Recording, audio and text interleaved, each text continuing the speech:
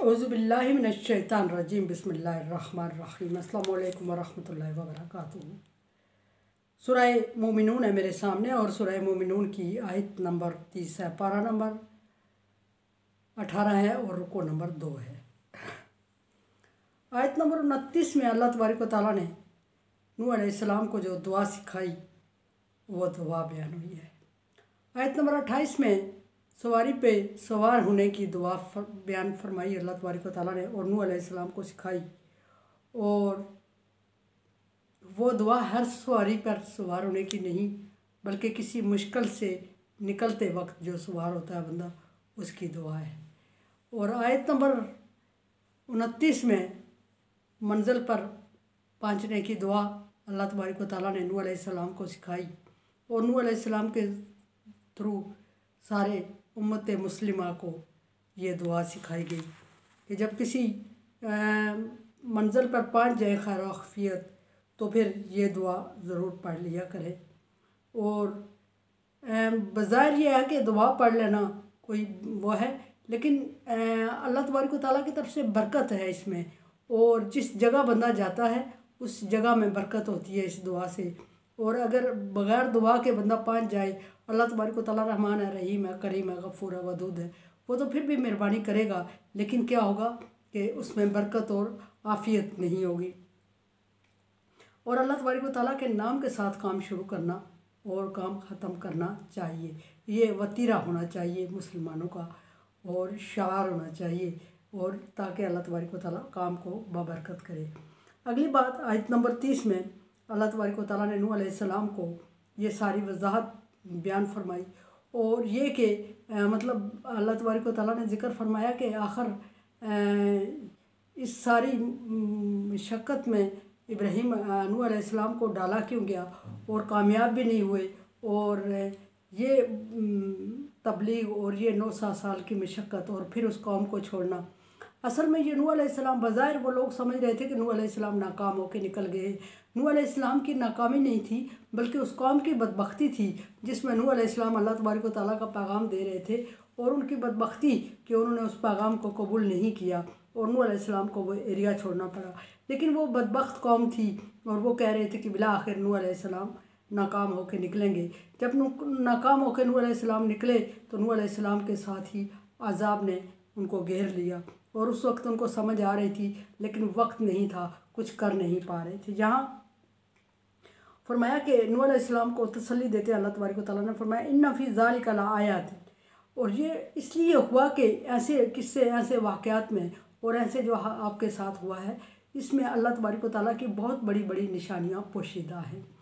बाज़ निशानियों तो उन लोगों को समझ आ गई थी, बाज़ नहीं आई, बाज़ नूह अलैहिस्सलाम को भी नहीं आई, बासियत पैगम्बर भी उन चीज़ों को समझ ना पाए। और अल्लाह तबारक व तआला ने नूह अलैहिस्सलाम को बता दिया कि ये इसमें निशानियाँ पोशीदा हैं जो आप नहीं समझ सकते। ये निशानियाँ रहती दुनिया तक नाकाम होने वाले लोगों के लिए इबरत और नसीहत होती हैं। किसी भी कौम पैगम्बर को जब कौम में भेजा जाता है उसकी कामयाबी और नाकामी और ये सारी चीज़ें मानी रखती हैं, लेकिन वो किस्सा, वो वाक़या जो होता है वो इबरत होता है, नसीहत होता है, हदायत होता है। बाज़ लोगों के लिए उसमें इबरत होती है, ना मानने वालों के लिए। बाज़ लोगों में को नसीहत होती है, जो नेक करने वाले होते हैं उनको तरीक़ाकार सिखाया जाता है। और हदायत और रहनुमाई होती है उन लोगों के लिए जो उसको कर रहे होते हैं, जो अभी नए होते हैं और उनको हदायत दिलासे और तसल्ली की ज़रूरत होती है और उनके लिए तसल्ली और हदायत रहनुमाई उसमें होती है।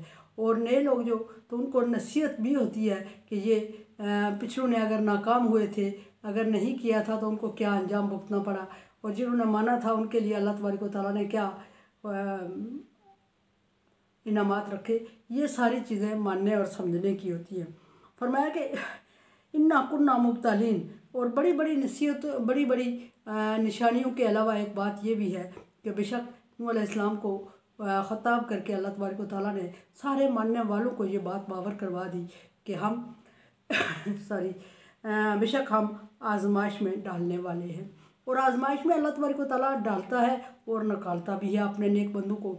और मोमिन होने के लिए आजमाइश की कसौटी से पर पूरा उतरना ज़रूरी होता है। अगर कोई शख्स ये समझे कि वो मोमिन हो और मोमिन कहलाए और मोमिन कहलाने का हकदार हो और फिर उसको कोई क्या कहते हैं मुश्किल और आजमाइश भी ना आए, तो ऐसा मुमकिन नहीं है। मुश्किल और आजमाइश पर पूरा उतरने के बाद ही मोमिन कहलाने का हकदार होता है। अल्लाह तबारक व तआला ने मोमिन के लिए कसौटी ये रख, वला नबलुवन्नकुम बिशैइन मिनल खौफि जुई नक्स मिनल अम्वाल अनफुस व समारात। बड़ी बड़ी आजमाइश का अल्लाह तबारक व तआला ने ये जिक्र किया, जो मोटी मोटी चीज़ें हैं कि ज़रूर आजमाऊँगा मोमिन होने के लिए तुम्हें, किससे? खौफ से, जुई भूख से, तंगदस्ती से, नक्स अम्वाल मालों के ज़ाया होने से, अनफुस और औलादों के और अपने अजीज़ व करीबी रिश्तेदारों के मौत से, लेकिन जो या किसी और विषय किसी और चीज़ से। छोटी मोटी आजमाइश मुराद है विषय, छोटी मोटी आजमाइश और कुछ मोटी मोटी आजमाइश अल्लाह तबारक व तआला ने कुरान पाक में जिक्र की और फरमाया कि मोमिन होने के लिए तुम्हें इन चीज़ों से गुजरना पड़ेगा। मोमिन साबित करने के लिए तभी मोमिन हो सकता है। जो शख्स इन चीज़ों में सब्र का दामन हाथ से छोड़ देता है वो मोमिन हो नहीं सकता, मुकम्मल मोमिन नहीं हो सकता। यहाँ अल्लाह तबारक व तआला ने फरमाया कि इन्ना कुन्ना मुब्तलीन, हम ज़रूर आजमाइश में डालते हैं। और ना सिर्फ अल्लाह तबारक व तआला का हुक्म कि आजमाइश में डालते हैं, बल्कि आजमाइश से निकालता भी है अल्लाह तबारक व तआला। और आजमाइश का एक वक्त मुकर्रर होता है और किसी शख्स को अल्लाह तबारक व तआला ने आजमाइश में डाल दिया तो वो रो धो के आफ वगा करके उस वक्त तक तो पहुँच जाता है, लेकिन मोमिन कहलाने का हकदार नहीं होता। और दूसरी बात यह है कि अल्लाह तबारक व तआला की आजमाइश पर पूरा नहीं उतरता, कसौटी पे पूरा नहीं उतरता।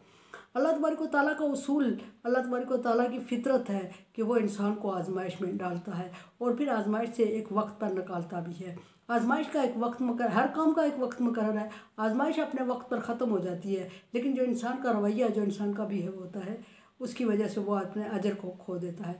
अल्लाह तबारक व तआला फरमा रहे हैं कि इंसान को आजमाता हूँ, पहले बहुत कुछ दे के आजमाता हूँ, जब वो उस आजमाइश पे पूरा नहीं उतरता और